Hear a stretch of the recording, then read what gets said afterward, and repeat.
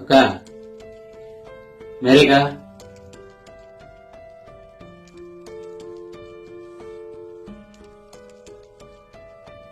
என்னக்கா? என்ன கோபால?